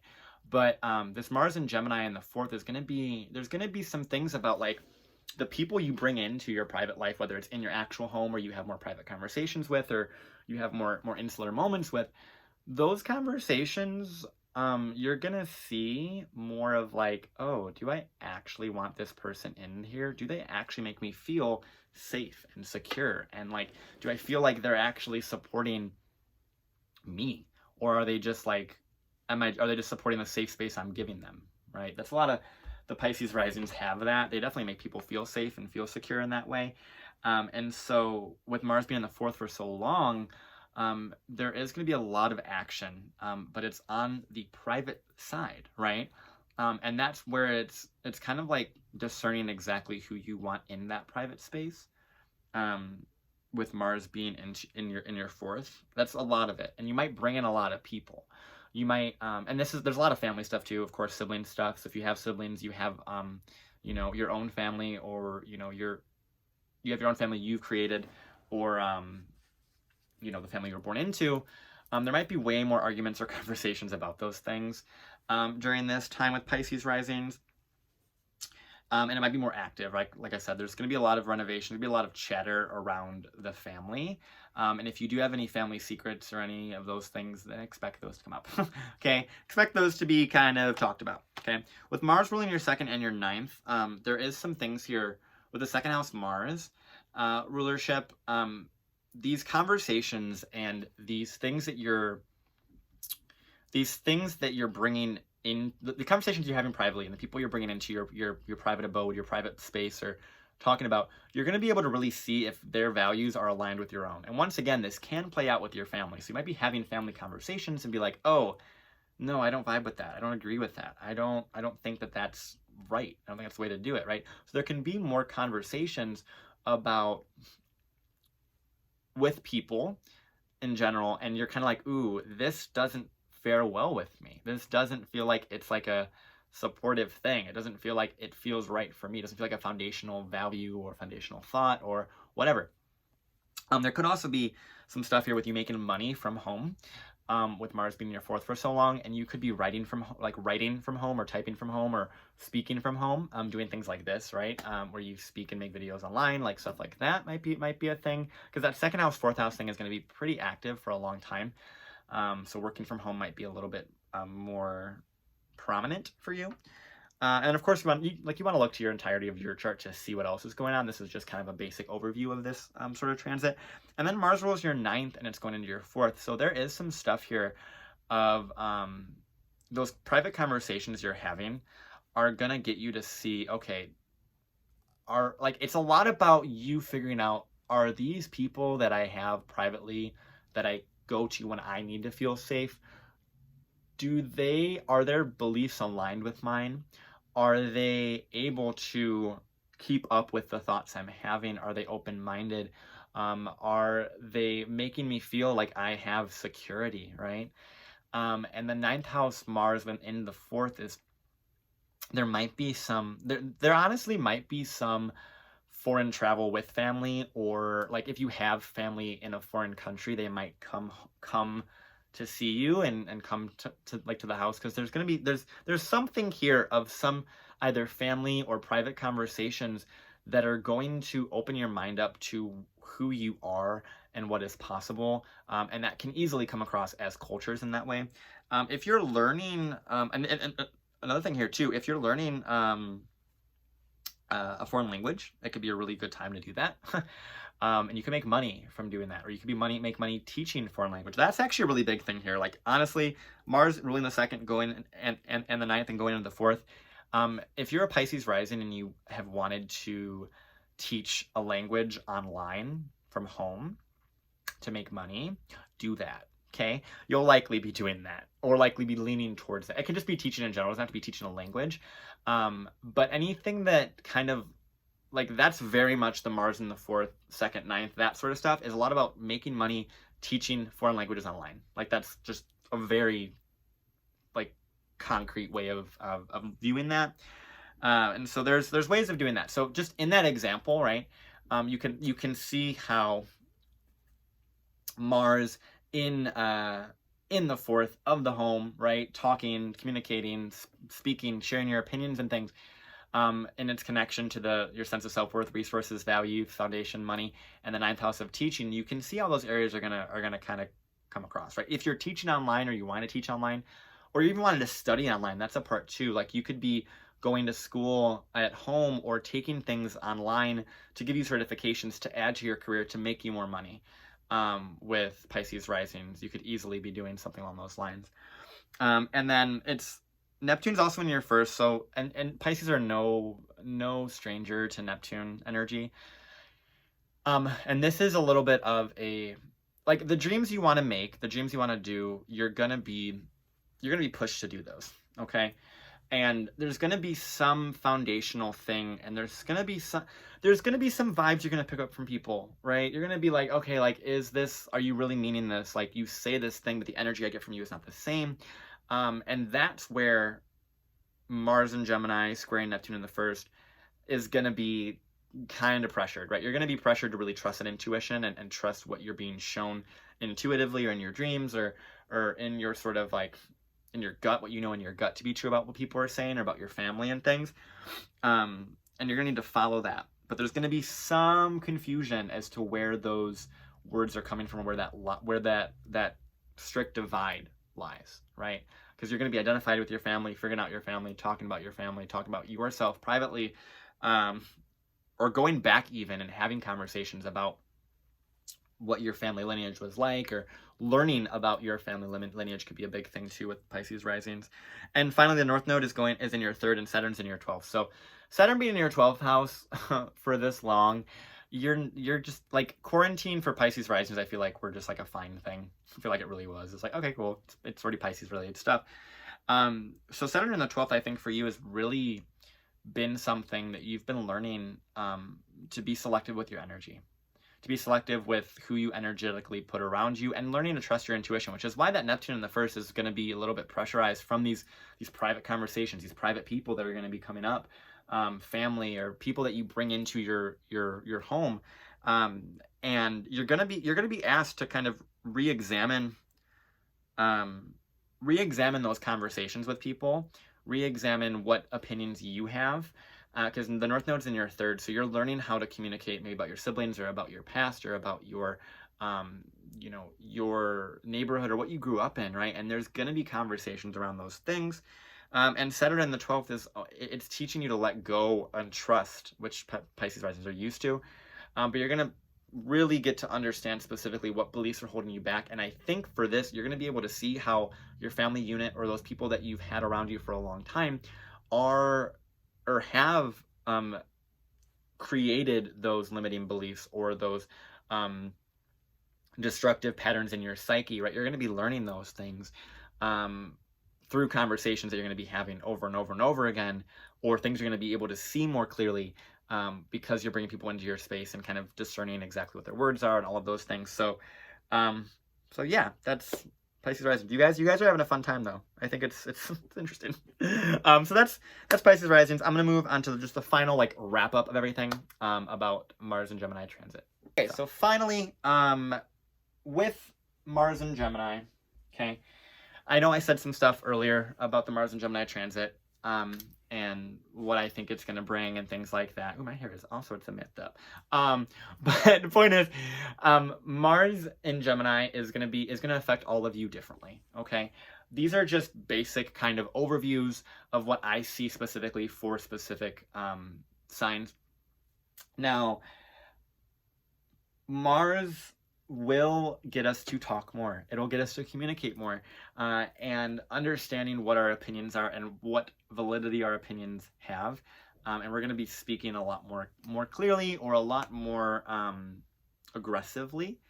But at the end of the day, once again, look at your own chart to see specifically what Mars is doing in your chart, both in your natal chart as well as by transit, as well as just look at what else is going on. Because if it were to be, you know, applying to a square to your moon or a square to your Mercury or whatever it may be, it's going to play out differently than it would with this, because this is just, you know, the placements in the houses essentially. And so I really wish you all the best during this Mars and Gemini transit. I will be working a lot more, making a lot more content. So there will be videos that I'll be pumping out here on my channel, as well as do more readings. So I do offer readings if you guys are interested in that. The link's down below. As I'm sure you know, this is YouTube. You know how to find me. You know how this works. And so with those readings, I do pre-recorded readings just like this, where I speak pretty much to a camera for like an hour. If you want to do in-person consultations or virtual consultations, let me know, and we can set something up for that. But I really hope this Mars Gemini transit is amazing for all of you. You all have such an amazing purpose here, and I'm really grateful that all of you are stepping into astrology and exploring astrology as a way of kind of navigating that. And I'm looking forward to continuing making content for you all, as well as really speaking and opening up my books to clients and things like that as well. So if any of you feel drawn to talking to me or learning from me or whatever, feel free to reach out to me. And also, of course, if you guys have any questions about Mars and Gemini transit, put it down below and let me know what you guys think about this video here. If you guys want more of these sorts of long-term transit videos, let me know. I've thought about doing them for quite some time. I just haven't. But Mars and Gemini is going to make me do that, so it's fine. So I appreciate you guys once again. I love you guys. Have an amazing day. All the links are down below. Everything's down below. I love you guys. You know how YouTube works. Talk to you guys soon. All right, bye.